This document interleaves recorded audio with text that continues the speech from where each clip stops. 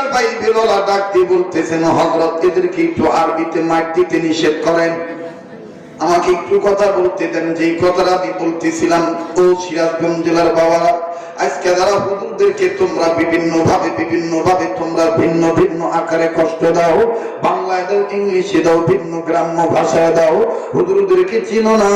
হুজুররা যখন শেষ রাত্রে আরবিতে বলবে, আনতা মাওলানা ফানসুরনা আলাল কওমিল কাফিরিন,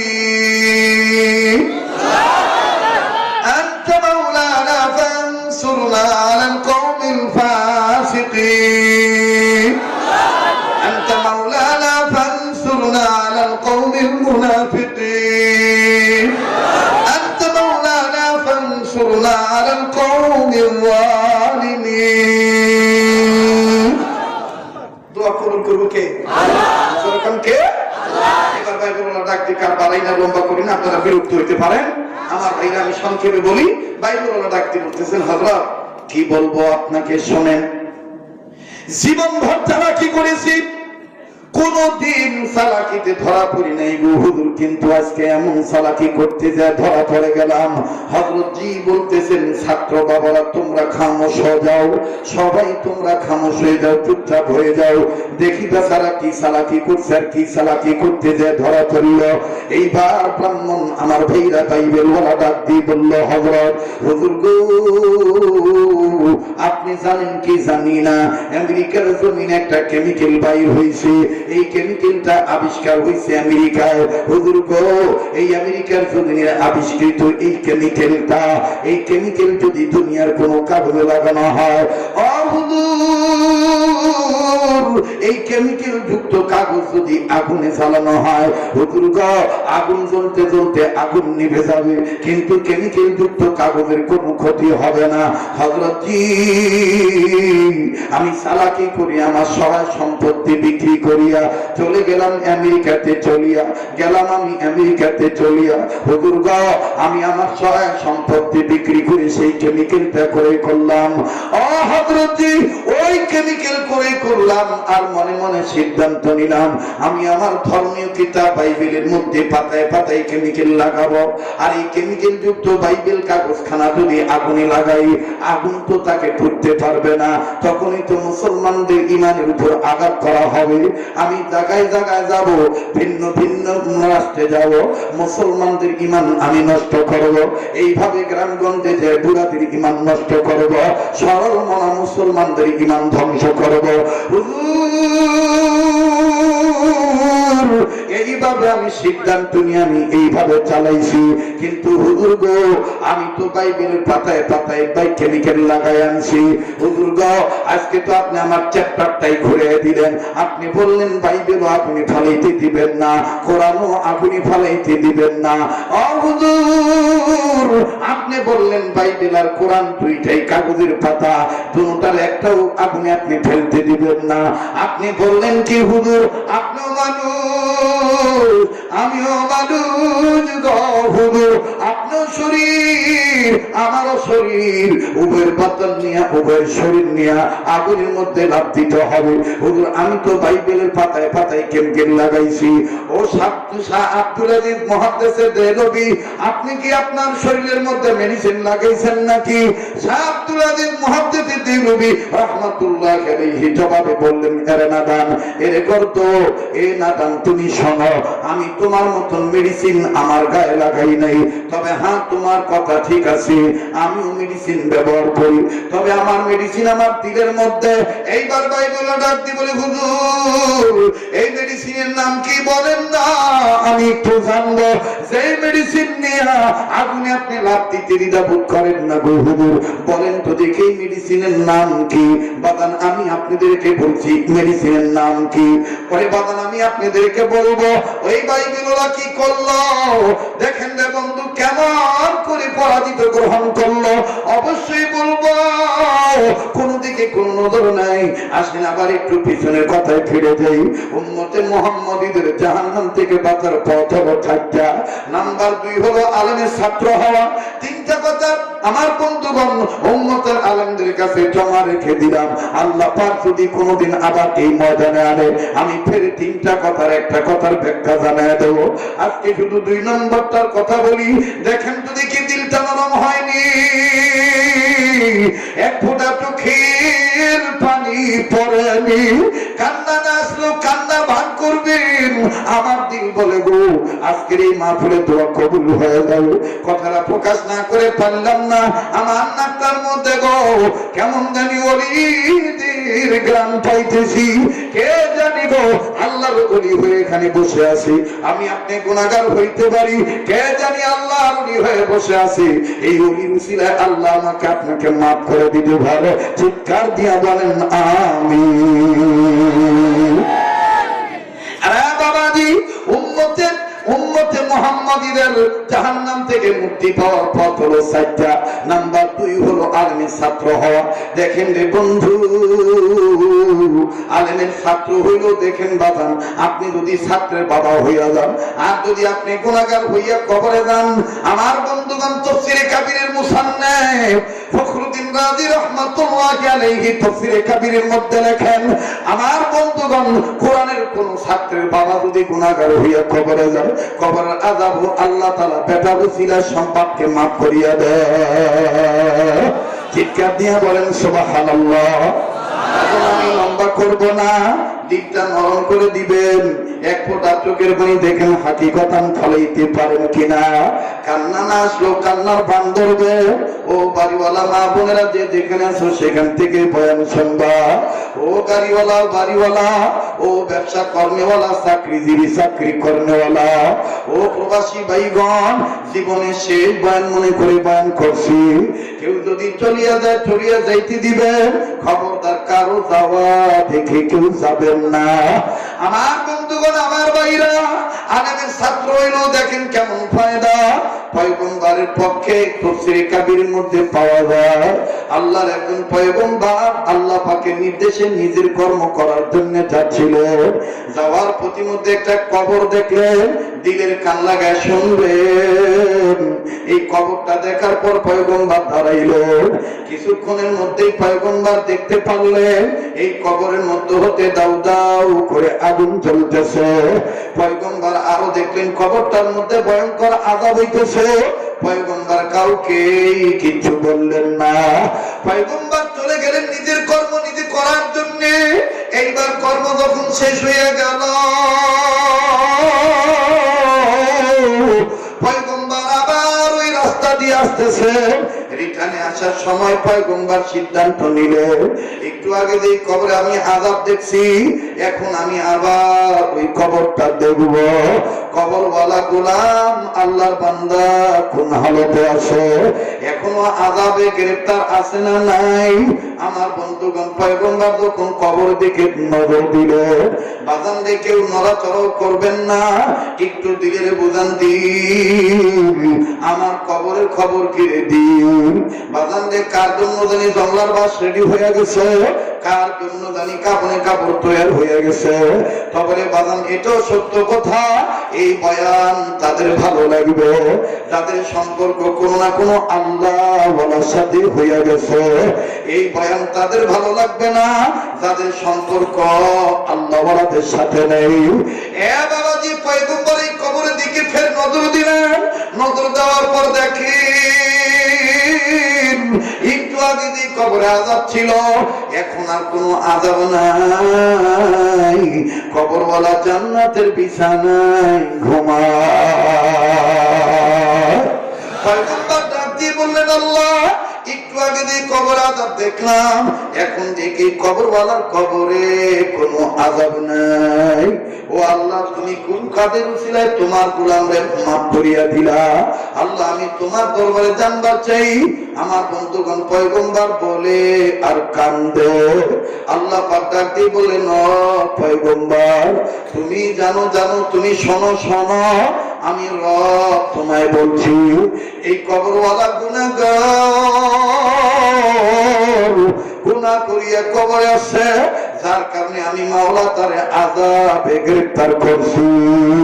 কিন্তু রে পয়গম্বর এই কবরওয়ালা একটা সন্তান রেখে আসছে দুনিয়ায়। এই সন্তানটা এতদিন কথা বলা শিখে নাই, ইদানিং কথা বলা শিখছে। আর কথা বলা শিখার পর এই বাচ্চাটা মাদ্রাসায়, বাচ্চাটার মা বাচ্চাটাকে মাদ্রাসায় ভর্তি করে দিছে। মাদ্রাসায় ভর্তি হওয়ার পর এই বাচ্চাটার বড় হুজুর বাচ্চাটাকে প্রথম সবক পড়াইছে। জানুনি পয়গম্বর এই মাসুম বাচ্চা প্রথম সবক পড়তে যাইয়া আমি আল্লাহ দুইটা নাম ধরে ডাক দিছে। যখনই আমার নাম দুইটা ধরে ডাক দিল তখনই আমি আল্লাহর আরশে পাক খুশি হইয়া গেল। ওরে পয়গম্বর এই বাচ্চার উসিলায় সবক পড়ার উসিলায় আমি তার বাবাকে মাফ করিয়া দিলাম। পয়গম্বর ডাক দিয়ে বললেন, আল্লাহ আল্লাহ গো, কি এমন সবক এই বাচ্চা পড়লো যে সবকের উসিলা করে তার বাবা মাফ পাইয়া গেল। আমার বন্ধুগণ আশ্চর্য হইয়া যাবেন, এই সবক এই মাদ্রাসায় পড়ানো হয়। এই সবক হাকিমুল উম্মত তাসাবি থানভী রহমাতুল্লাহ লেখে, আল্লাহর কোন বান্দা যদি একটি আয়াতে একটি সবক প্রতিদিন ফজরের নামাজের পর 17 বার তেলাওয়াত করে, আমার আল্লাহ ওই বান্দা বান্দীদের জন্য সর্বপ্রকার বরকতের দরজা খুলে রেখে দেয়। চিৎকার দিয়ে বলেন সুবহানাল্লাহ। এ বন্ধু, সবকটার কথা বলছি, বলবো ভাববেন না হুজুর বুঝি বাইবেল বলার কথা বলবে না। আমি কিন্তু ফাঁকি দেওয়ার লোক না। আমার বন্ধুগণ, আমি আপনাদের হক আদায় করবো ইনশাআল্লাহ। একটু ধৈর্য ধরেন বাবা, সময় দিয়ে দেন, তবে অত বেশি লম্বা করব না। যে লম্বা করার কারণে আপনাদের আমলে বিচ্যুতি ঘটে। অল্প সময়ের মধ্যে ফিনিশিং দিয়ে আমি বিদায় হয়ে চলে যাব। খুব খেয়াল করে শোনা চাই। পয়গম্বর ডাক দিয়ে বললেন, আল্লাহ এই সবকটা কোন সবক আমি তোমার দরবারে জানতে চাই। পয়গম্বর বলে, আর চোখের পানি ছেড়ে কান্দো। আল্লাহ বলে, আমি তোমার দিলের খবরদারি রে বান্দা, তুমি কেন কান্দো? পয়গম্বর, তুমি কেন কান্দো আগে বলো, এই কথাটা আমার বান্দাদের জন্য নোট হয়ে যাবে। পয়গম্বর ডাক দিয়ে বললেন, আল্লাহ সবক তো আমি জানবই, কিন্তু আমি কাঁদতেছি এই বাচ্চাটাকে কেন্দ্র করে। এই ছেলেটা কত বড় ভাগ্যবান, এই বাচ্চাটার উসিলায় তার বাপ মা পাইয়া গেল।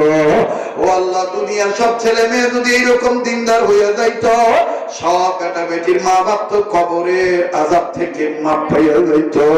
ও আল্লাহ, আমি এই চিন্তায় চেতনায় কান্দি। বাজানরা, আজকে আমার আপনার গুনাহ করতে করতে কলবের মরিচিকা পড়িয়া গেছে, যার কারণে চোখের পানি আসতে চায় না। এ বন্ধু, দেখেন তো দেখি কান্নাকাটি করা যায়নি। কান্না না আসলো বা কান্নার অভিনয় করবে, এই গভীর রাত আমার আল্লাহ কবুল করবে। বাবাজি একটু চিন্তা করিয়া দেখেন তো দেখি, ফিকির মান হইয়া চিন্তা ভাবনা করিয়া দেখে, আমি আপনি মা বাবার কেমন সন্তান হইলাম। আমার আপনার মা বাবা আমার আহাল উদ্দিন হওয়ার পরে মা বাবাকে কি জাহান্নামের আগুন থেকে বাঁচাইতে পারলাম কি পারলাম না? আরে বন্ধু, এই ময়দানে কার জানি মা নাই, কার জানি বাবা নাই।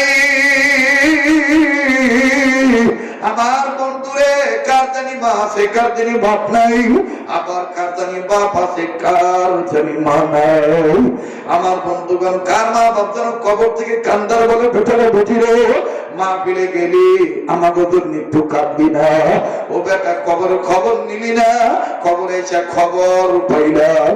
দুনিয়ায় যদি কোন ছেলে মেয়ে মা বাবার জন্য রুহের মাগফিরাত কামনা করিয়া কান্দে, আমার মাবু ছেলে মেয়ের উসিলায় বাপ মাকে মাফ করিয়া দেয়। আরে বন্ধু, আজকে তুমি আমি মা বাবার জন্য কাঁদতে চাই না, মা বাবার জন্য দান করতে চাই না, মা বাবার জন্য দোয়াও করে মাহফিল থেকে বিদায় হই না। আমাদের অন্তরটা কি ধরনের মরিচিকা পড়িয়া গেছে। বাদান যদিও আরবি প্রবাদ কামা তাদিনু তুদানু, কিন্তু এটা আসলে সত্য কথা। আমার বন্ধুগণ, যেমন কর্ম তেমন ফল।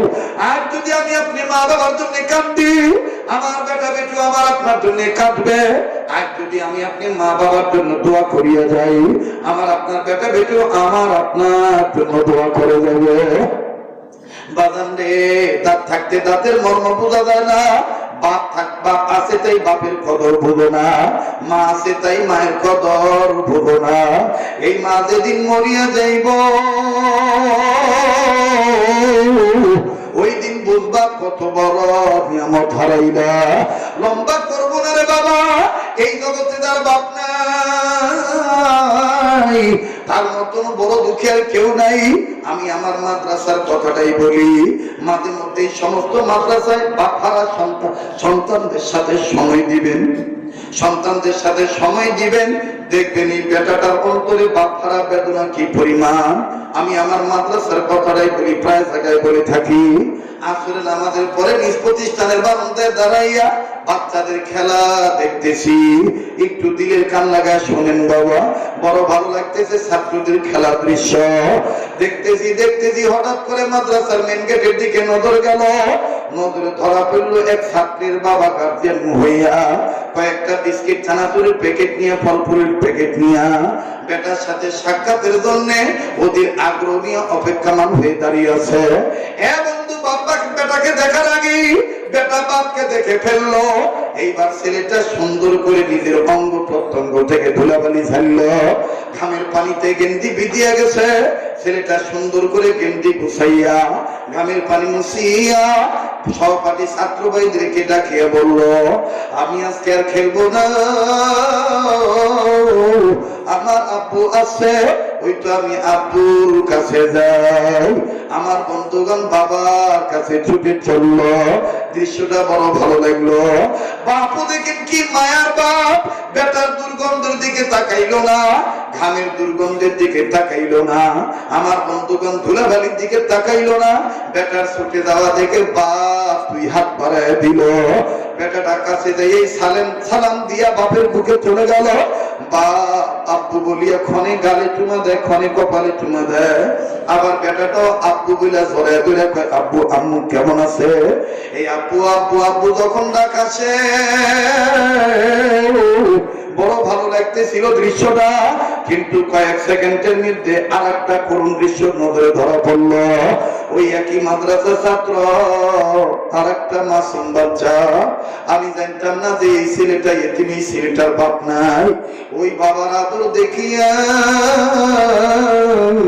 এই ছেলেটা আমার থেকে কয়েক গজ দূরে দাঁড়াইয়া বারান্দার গিরিটা শক্ত করে ধইরা ওই আব্বুর আব্বু বলে চুমা খাওয়া দৃশ্যটা দেখিয়া ছেলেটা কান্দে, চোখের পানি ছেলে কান্দার দেখে দেখে বলে, আল্লাহ আমার আব্বু কি আসবে না? আমার আব্বু কি কোনদিন আমার আব্বু বলে চুমো দিবে না? আমি ডাক দিয়ে বললাম, বেটারে তোমার কি বাবা নাই? ছেলেটা কান্দার ডাক দিয়ে বলে, হুজুর আমার বাবা ছিল, 2 মাস আগে আমার আব্বার অ্যাক্সিডেন্টে মারা গেছে। ও বেটা আজকে কান্দো কেন? বলে, হুজুর শুধু আজকে না, আমি যখনই দেখি আমার সামনে কোনো বাবা তার সন্তানরা আদর করে, তখনই আমার বাবার কথা মনে হইয়া যায়। আমার মন বলে আমার আব্বু মরে নাই, আমার বন্ধুগণ তার বাপ নাই, তার মতন বড় দুঃখী কেউ নাই। আবার আছেন তার মা নাই, তার মতন বড় দুঃখী জগতে আর কেউ নাই। আহারের মাঝে কত বড় নিয়ামত। আমি বয়ানটা প্রায় জায়গায় করিয়া থাকি মায়ের দরদ বুঝাবার জন্য। আমার জীবনের বাস্তব কথা বলছি। ও উম্মতে মুহাম্মাদীগণ, ও মায়ের দরদীগণ, জীবনের শেষ বয়ান মনে করে বয়ান করছি। আজ থেকে 8-9 বছর আগের ঘটনা। বরিশাল বিভাগে বয়ান করার জন্য যাব।